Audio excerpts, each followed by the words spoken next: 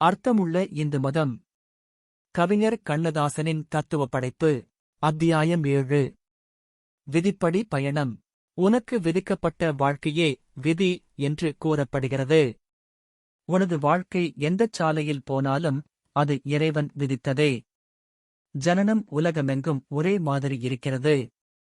10வது மாதம் ஜனனம் என்பது நிரந்தரமானது. ஆனால் வாழ்க்கை ஏன் பல கோணங்களில் போகிறது?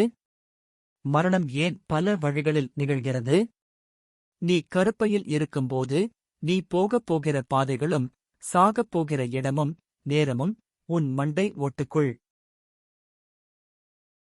திணிக்கப்படுகின்றன. நீ எங்கே போனாலும் எப்படி வாழ்ந்தாலும் அது இறைவன் விதித்ததே.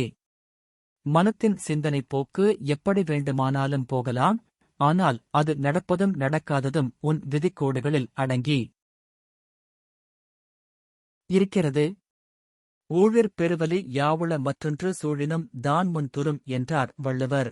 ஊழ் என்பது பூர்வ ஜென்மத்தையும் விதியையும் குறிக்கும். பூர்வ ஜென்மத்தின் எதிரொலியைக் கொண்டே அந்த ஜென்மத்தின் விதி நிர்ணயிக்கப் பெறுகிறது.